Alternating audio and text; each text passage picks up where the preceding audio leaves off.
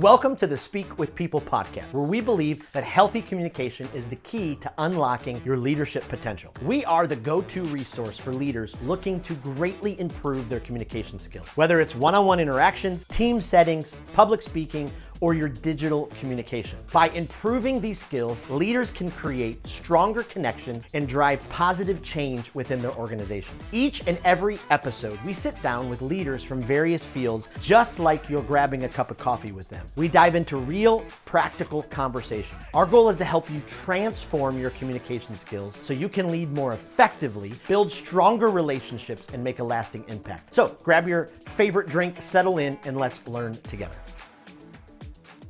Well, how do you lead in the face of an unexpected crisis? What happens when a crisis comes? There's chaos. Things are going the way you did not expect in your business, in your organization. How do you approach those seasons? Do you run away from them? Do you attack them? Can you use that chaos in making an opportunity? Well, I'm so excited to talk about that today on the Speak with People podcast. I'm very excited about our guest. I've admired him for a very long time. One of his books, Canoeing the Mountains. I take off the cover of my books when I do them. I apologize, but Canoeing the Mountains was just an absolute pivotal book for my own leadership and transformation. And so excited to have him on the podcast. But he's recently released a practicing change series of books. And one of them I'd like to dive into a little bit more on this podcast. But he is just a phenomenal leader, phenomenal writer, has done just an absolute ton. I'll let him tell you more of his story. But Tod Bolsinger, I want to welcome you to the Speak with People podcast. Thank you. Thanks for having me. It's nice to be here. Absolutely. Well, some authors work very, very hard. Like myself, I'm trying to release my first book. I'm not quite done writing it yet, but and then you go ahead and release a handful at once. Just amazing. So would love to know more about your story, who you are, what you do, what's got you to this place. Yeah, thank you. I appreciate that.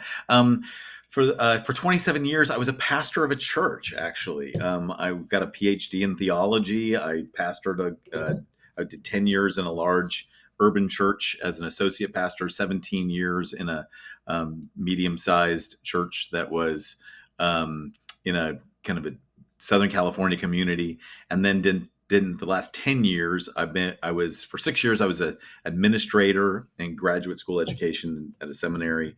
And for the last 3.5 years, I've done full-time what I've been doing for 20 years, which is also consulting with leaders on change. I work with nonprofits and educational institutions and companies and schools and religious organizations, all on navigating change. Wow. Well, it seems like probably your job's easy because from what I've experienced in life, people love change. Organizations love to change. And so it's Exactly. Yeah. We actually, every single time I speak, which is a lot these days, I start with a quote from Marty Linsky, who's one of the gurus of change. And he says, leadership is disappointing people at a rate they can absorb. And so we are always helping people figure out that leadership takes people through change. People don't resist change. They resist loss. And we're having to lead people through this experience of loss. Wow. That is, that's powerful just in and itself. Because so often we do maybe sometimes get focused on, well, they don't like this specific thing. I mean, my wife and I were just watching a TV show last night and the main character left and now there's a new one. And the character said, well, things got to change because I'm not that person. I'm going to do things differently. And so I think sometimes we as leaders, we just look at that first external and we don't peer in a little bit more. And maybe that's where we're lacking some empathy or some other things to go, no, there's some loss there that they're trying to navigate through. Yeah. A lot of times when that whole notion of loss is lost on leaders, because leaders assume that you can engineer change. Right? It's just a matter of getting the right strategic plan with the right resources and the right people together who are going to have the will to get it done. But you don't realize the deep change, deep transformation that allows you to survive and thrive in a changing environment. That deep change requires people to want to go through transformation. And we resist it. We all resist it. So it's a process that you take people through that is more than just engineering change. It's actually growing and and cultivating the environments for people to go through deep transformation. Wow. Wow. That's incredible. Well, as we kind of peer into this conversation, as we specifically talk about, crisis, there's going to be seasons in our leadership for our business, for our nonprofits, where maybe we thought we had the right strategic plan. We thought we navigated, we casted vision the right way, and it just it doesn't take, or, something gets, dumped on us that we never even expected. How do you define wasting a crisis? How do we as leaders not waste that time? Yeah. So one of the first book in the Practicing Change series is called "How Not to Waste a Crisis." Mm. That's the whole theme, and the answer to it is you acknowledge that a crisis is actually an opportunity to address issues that you didn't have the will to address before the crisis. Wow. So, example I use a lot is my dad is 82 years old, and during COVID, when he was doing everything you're supposed to do, if you're an 82-year-old with a lot of comorbidities, and a lot of them, he had a diabetes and heart disease and neuropathy, is that he was staying home, staying safe. But my dad is a stubborn guy. He hadn't been to the doctor in 40 years. So when his heart valve began to go out during COVID, I say COVID saved his life, because that stubborn old Alaskan would have been doing everything he always does, and he would have fallen over dead on a sidewalk because he just didn't think he ever needed to stop. COVID stopped him, and my stepmother could see he wasn't breathing, Wow. and they could get him to a doctor who could actually address his heart condition. Now, I would tell people two things. Number one, COVID didn't cause my dad's bad heart. My dad's been working on that bad heart for 40 years. Right. COVID also revealed his bad heart. It was going to happen one way or another, but it was revealed in a way that they could actually get it addressed. And that's what leaders have to learn how to do, is when we had crises, we actually have the opportunity to go below the acute moment, like the surviving of the crisis, and get to the deeper, transformative, adaptive stage that allows you to learn to thrive after the crisis. Wow. Wow. That is powerful. So, how do we get there as a leader? Because some crumble, right? Some, soar above it. What does it take, for us to be able to, be in that transformative place where we can view it from that Yeah. perspective? Well, these little practicing change books are my conversation with really good leaders over the Mm. years after the book Canoeing the Mountain came out, which Canoeing the Mountains is all about how do you change when the world in front of you is totally different than the world behind you. And how do you lead when the world in front of you is totally different than the world behind you, right? So if you were a librarian and libraries were about where books are, and today most libraries are more than just checking out books because the whole industry's changed, or an education person or banker, like you don't have bank tellers are not nearly as important as apps. Like, so what do you do with that, right? If the world is changing and the world in front of you is totally different than the world behind you, and you have to learn how to lead into that uncharted territory, it requires a different kind of leadership, this adaptive leadership. The Practicing Change books were basically us responding to what good leaders told us they were running into every time they started implementing this. And one of them is that almost every good leader tries to outwork the problem. Mm. Like, we think we can outwork it if we just try harder. And what you realize is you can't try harder. That's like paddling a canoe in a river where there isn't any water. You're just going to burn out your rotator cuff, Yep. and you're going to exhaust yourself, and you're not going to go anywhere. So you can't try harder. So we have to teach people, you have a little voice in your head that says, don't just stand there, do something. And we've got to actually teach you that you got to train differently. Wow. And that means don't just do something, stand there. And stand there until you can see the shift that is needed to move forward. The shift of values, attitudes, or behaviors. What's the shift that will move it forward? That's what adaptive leadership's about. It's learning how to wisely shift your values, your attitudes, and your behaviors so that you can keep moving forward. So if the shift of behaviors is we're going to stop paddling, we're going to drop these boats. We built them with our bare hands, and we came on this trip because it's a water trip, and now it's not. So we're disappointed. We're angry. It's not what we signed up for. But if we're going to keep exploring, we need to drop these canoes, change of behaviors. We got to change our attitudes. We're no longer a river team. We're a mountain team, and we got to keep going. Wow. Wow. Do you think that comes in time with experience? Do you think it comes in time with great inner work? I can think of so many times throughout my leadership where, I did the exact opposite. Like, just like you said, like crisis happens. And then I'm like, you got to do something. So react and make poor decisions and, just start moving around. Yeah, yeah. Well, it happens with experience and it happens through self-reflection. It does. Mm, But I would say the key thing is it happens through reflecting on experience.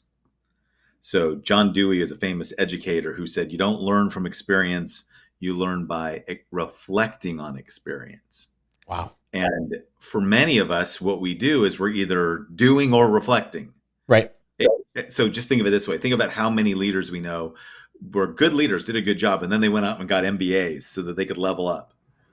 And almost every MBA program is disappointing to the people because when they get back into their real work, they go, the real world doesn't work like a classroom. And many training programs, I mean, McKinsey and Bain and others have studied so many executive training programs are just disappointing because they disconnect the learning from the context. Wow. So the best way to train and learn is we always say that leaders are formed in the leading. It's learning how to do reflective learning in the middle of leading, and that's what our whole company does. We work exactly with leaders in the middle of their context of change. We help them navigate and thrive through change. I love that.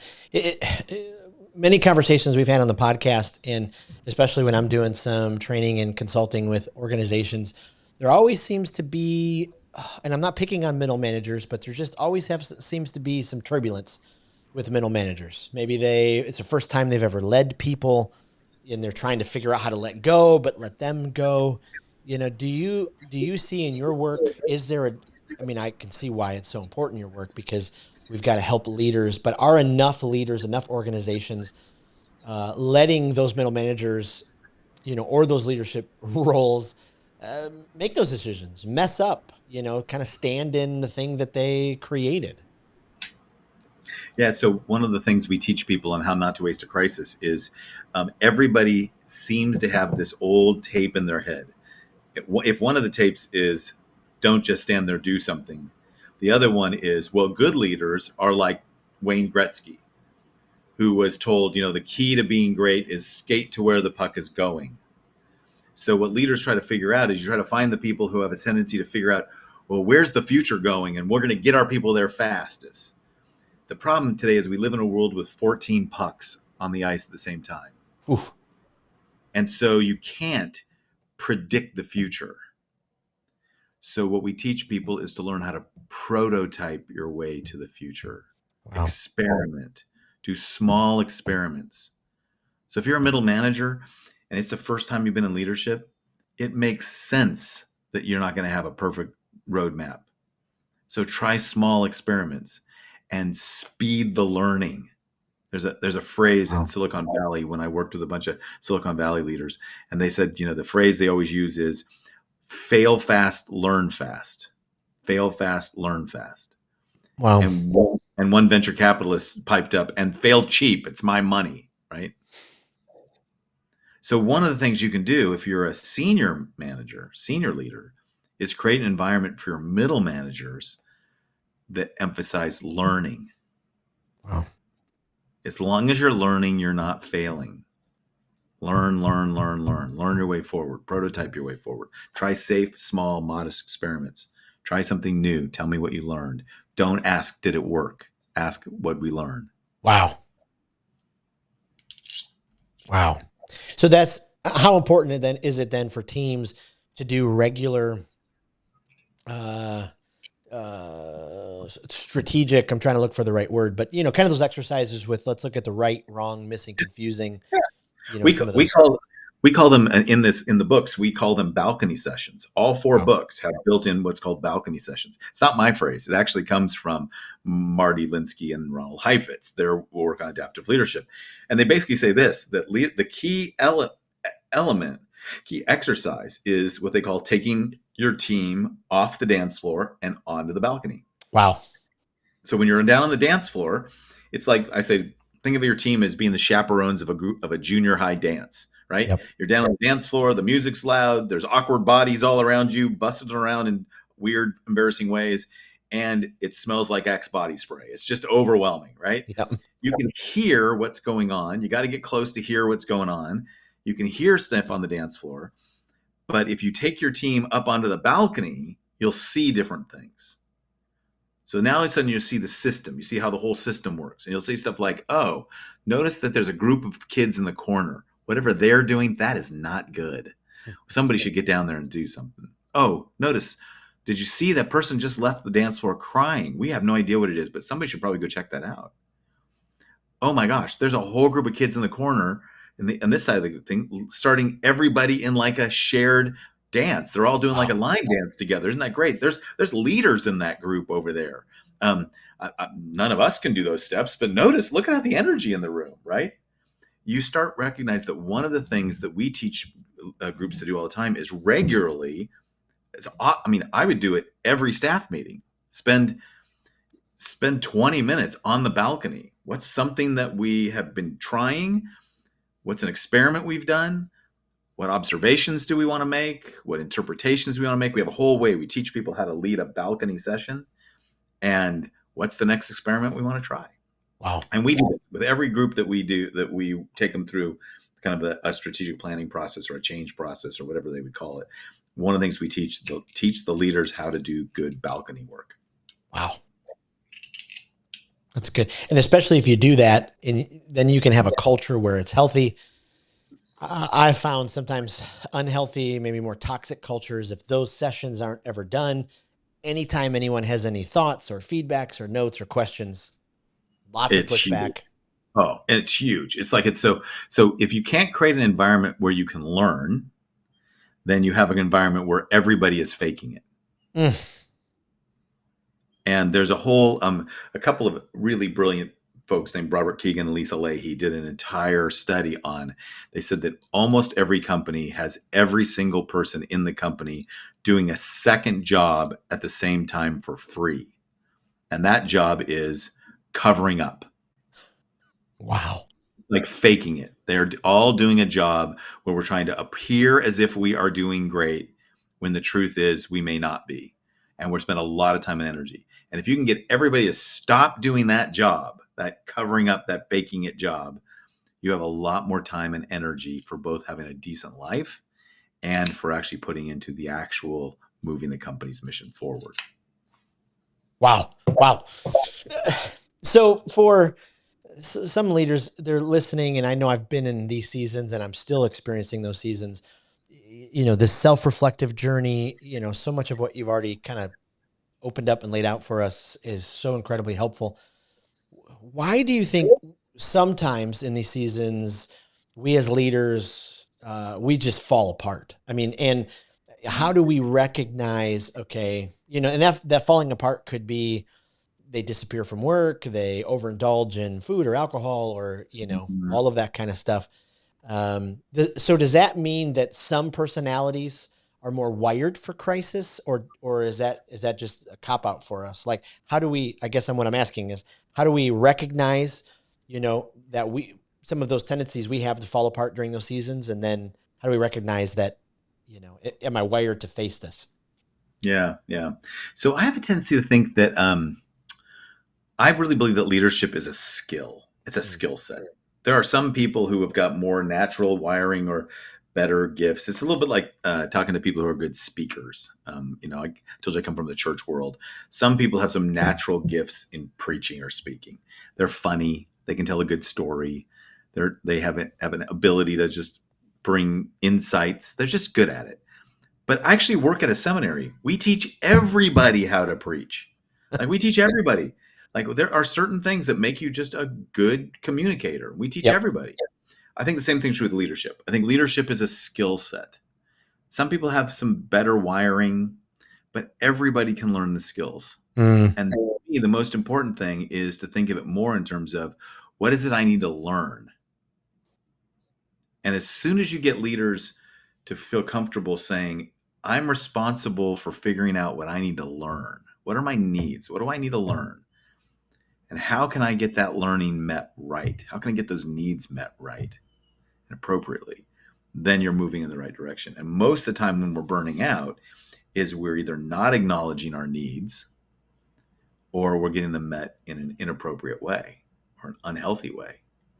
So if one of the things I need is I need friendship, I need colleagues, I need a band of brothers, a merry men, whatever the group, whatever the metaphor would be. I need a group. I need to not do this by myself. I need a team, right? And I'm doing a bunch of stuff by myself. Well, then what do I do when I feel alone, wow. right? It start by just acknowledging we all have needs. What are those needs? How do we get them met appropriately and well and right? And then how does they help me to grow? Yeah. Has there been a crisis moment in your leadership where it's created lots of, it created a lot of learning opportunities for you? Well, more than one, but the biggest one was it got me into this stuff. Like, so I was in the Canoe in the Mountains. I tell a story about I was leading a church. I became the senior pastor of a church with several hundred people at 33 years old. And the church had gone through a crisis and they brought me in and we were doing, and they were very, because they'd been through a crisis, they'd been through a church split. They were very committed to supporting my leadership. So that meant the first years I got a lot of support. I think they had a sense that if they didn't support me and if I went down, they'd go down. So we were in this together and it was lovely. And for 10 years, all the metrics went up and to the right. We didn't explode. We're nothing famous. It was just solid. The metrics were going up and to the right. The morale went down. Oh, And I couldn't figure that one out. I couldn't figure out why, if the metrics are going up and the morale going down, why are my best people stepping out of leadership? Why are people who've been invested here stop investing here? What is that about? I was stuck. And so what of course I did is I worked really harder. I thought if the metrics got even better, if we grew even faster, that wasn't working either. So eventually I had someone come to me and I brought in a group to do some assessment and they did a bunch of surveys and interviews and talked to people. And what they came away with was everybody here really appreciates and respects you as the leader. They say that you're the pastor that helped save this church, but everybody here thinks they're participating in your work. Like you consciously or unconsciously, and it was completely unconscious. It's kind of embarrassing how clueless I was to it. I had made the church all about me. And now the best people are going, thanks very much, but I'd like to be part of something bigger than me. I'd like to be part of something bigger than you and me. yep. And so they started pulling away. And what I realized is I had to learn to lead all over again. And that led me to this entire idea of adaptive leadership that I've now been working on for the best almost 20 years and been working, literally it's led me to, I've now written 9 books and Wow. have I worked with leaders all over the world now. And it's just been this amazing opportunity that just all came out of my realizing I didn't know what was going on. Well, it had to be pretty I mean, it probably had to be pretty awakening for you when all that happened to realize that doesn't happen to many leaders. So the fact that you know, you made it all about you. I mean, that's such a doesn't happen at all. No, I'm kidding. I mean, it happens. I mean, it's incredible how often leaders we kind of get into building our own kingdom, our own way. We speak with people. We talk a lot about this kind of with or at philosophy, and we Mhm. talk about hey, as leaders, we want to be well-rounded communicators, and so we want to be able to speak one-on-one with people. To a team, we call that lead with people. From a stage, we say present with people, and then on a screen, we say screen with people. And too often though, leaders, it's all we're leading at people, we're communicating at them, and we make it all about us. How do we create accountability Because I, like you, I have a past in the church world, and as I look back now after my career, I look in and I go, is there enough accountability for those senior leaders, and should there be? So as a leader, how do we create that accountability so we don't get to Mhm. that crisis place that you got to? Well, so there's two things. One of the things that's interesting that you and I share about this church background is the church is primarily a volunteer organization.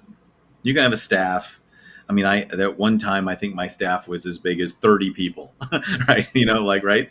Um, but we had 1,500 members, and so it's really a volunteer organization, which means you've got to get people to give their hearts. Hmm. You can't. They just you can't make them do anything. Well, the best business leaders say the same thing. Max Dupree is famous for saying, all you can ask people for is their time. You can't ask them, you can't pay for their hearts. They got to Hmm. want to give that to you. And so I think there's some real lessons that we learn come out of there. And one of the parts about accountability that we learn is accountability cannot be imposed on people. Ooh, I have to ask for other people to hold me accountable. If you show up and want to hold me accountable, then I'm going to resist that. Like accountability is asked for, not imposed. So what happens to leaders is the question again comes back to what is it you need? Most of the time, I don't need accountability. Most of the time, what I need is I need um, I need partners and mentors and friends. wow. I need relationships. I need partners who care as much about the mission as I do. I would say partners are the people who care more about the mission than they care about me, and I want them to care about me a lot. But if I had to drop the baton because something was coming up, they'd pick it up and carry it. And friends are people who care more about me than they care about the mission. They might even be part of my work or part of what I do, but push comes to shove, they're on Team Tod. They're here as my friends, and sometimes friends do some stuff together that's bigger than us, but it's primarily friendship. And then mentors are people who they care about me for the sake of the mission. So my mentors are, therapists, spiritual directors, coaches, all that stuff. These are the people who ask me hard questions because they want me to thrive, but not Right. just for me. They want me to thrive for my family and for my company and for my work. Yeah. I need that. I need relationships more than I need accountability. There's a kind of accountability in that, but it's not the same thing. Wow. So can, if someone's listening and they oversee a team and they're kind of picking up some of these kind of things, is it how can they go about helping their team make sure that they have some mentors? Because the boss, the team leader, or the supervisor, they can't be everything to everybody, and so Yeah. how do they encourage the right people Yeah. to find for them? Yeah. This is actually an interesting point because there's a lot of studies now on mentoring programs. I mean, there's been like Fortune 500 companies and stuff that have done mentoring programs, and they don't work very well.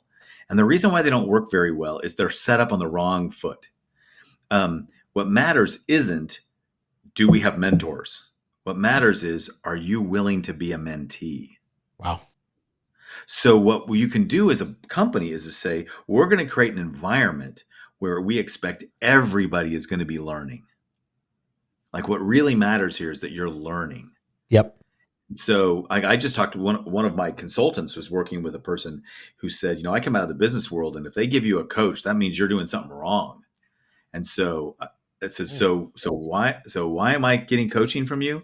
And my consultant had to say to them, no, no, no, no. We're coaching you because they think you're worth investing in. Wow. They want to coach you up to the next level.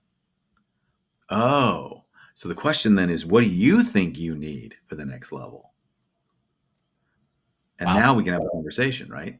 So it's always never how do you find the best mentor? It's, are you willing to be a mentee? Phew. So good. Isn't it so interesting sometimes when we do have a coach opportunity come our way, and sometimes our immediate response is, why do I need, what's wrong with me? Why do I need that? And then we forget that, you know, the greatest athletes in the world have a coach for everything. Yeah, I tell people all the time, if LeBron James needs a coach, you need a coach. Yeah, Like crying out loud. Like who do you think you are? Like, right. and to be honest, in leadership, it's dangerous. I mean, the statistics are when leaders get alone, they get dangerous. Mm, wow, boy, that's powerful. What? Let's kind of as we kind of gear up, end this conversation as we, any advice to leaders right now who are, alone, who are feeling alone, that maybe they've put themselves in that corner by themselves, and they're feeling like, oh, I just got to survive right now. They're in pure survival mode. What advice would you give them, as they kind of look forward and try to get out of that survival mode? Yeah. I would say start by just doing a little bit assessment. Ask yourself the question, do I have partners? Do I have mentors? Do I have friends? In this work, do I have people who care more about the mission than they care about me? I mean, I love doing good work with people I care deeply about, but I need to know there are people who will keep the mission going. Do I have genuine partners, or is it all on me? Do I have friends? Do I have people who really, really care about me? We might be all pulling together in the same direction, but if push comes to shove, they're first and foremost going to be with me. And then third, do I have a mentor? Do I have someone where I can show up vulnerably and that I let their focus be helping me be better. And if you don't have that, or if you feel like you're alone in that, start with the mentor. And here's how you get a mentor. You got to master one question. This is for free. Here it is. The question is, can I buy you a cup of coffee? Mm, yep. That's it. Find someone you trust that you feel like you could show up and be honest with and ask if you can get 30 minutes of their time. And then don't fake it. Show up and say, so here's the thing I need help on today. Wow. And if you get in the habit of finding people you trust and showing up honestly, I don't care if it's one mentor or if you have 1,000 of them, you'll be mentored and it'll start to take you out of that loneliness. And if one of the questions you want to talk about is, how do I overcome the loneliness of work, of leadership? Find someone who looks like they've done so and just show up and ask them. That's just absolute gold. My goodness. Before we end the conversation, we're building an online communication library, and so we ask all of our guests for some of their favorites, and we're filling the library with it so our listeners can go and check out all these great resources. Is there someone as a speaker who you just every time you hear them communicate, they just knock it out of the park or speaks to you in such a profound way that you want to forward on their talk to someone else, someone you'd recommend? As a speaker, oh, that's an interesting one because I know lots and lots of speakers that I would put into that category.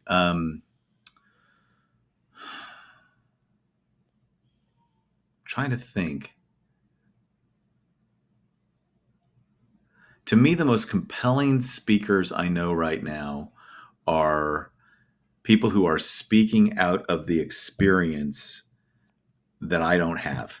Mm, So I'm spending a lot of my time listening to people who are women of color, um, people who come out of a different world than I'm in.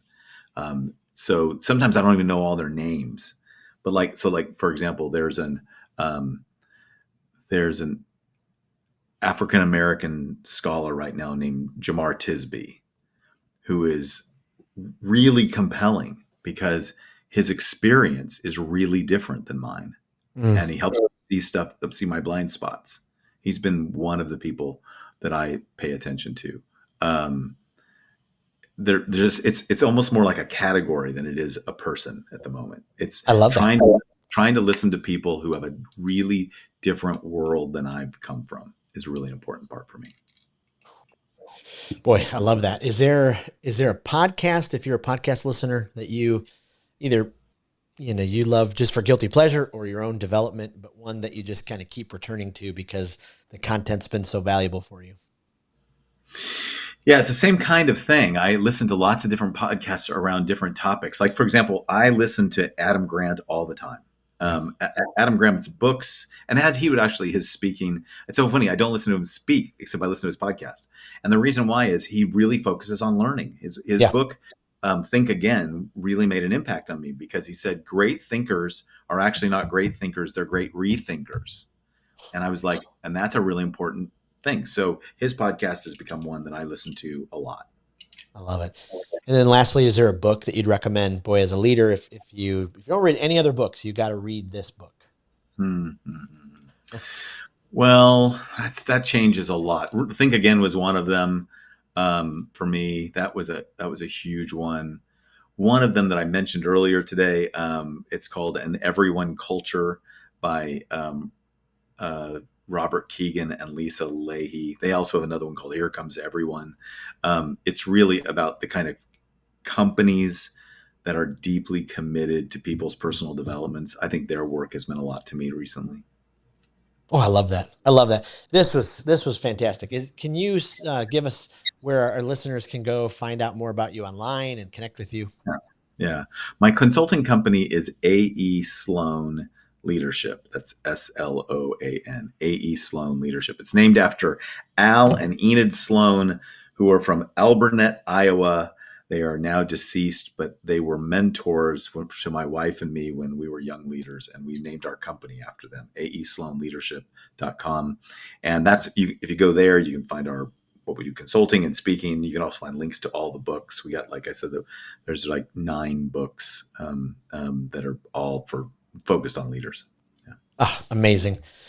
Tod, thank you so much for your time. I mean, this has been just incredible. And thank you for open up the vault and sharing your wisdom. And I know this will just be huge for our listeners. So thank you. My pleasure. Thank you. Thank you for listening to the Speak with People podcast, where we believe that healthy communication is the key to unlocking your leadership potential. Thank you for leaving a review on Apple Podcasts or Spotify. And thank you for every like and every comment. Every single time you cut and copy a link and send it to a coworker or a friend, it absolutely means the world, and it helps each other transform our communication skills. Lastly, don't forget about a great resource that's available to you, our communication skills library. At the end of every episode, we ask each guest their favorite speaker, their favorite podcast, their favorite book, and we've compiled all of those resources together to give you an amazing library to continue your growth and development. Thank you again for being a listener and for being a part of the Speak with People community.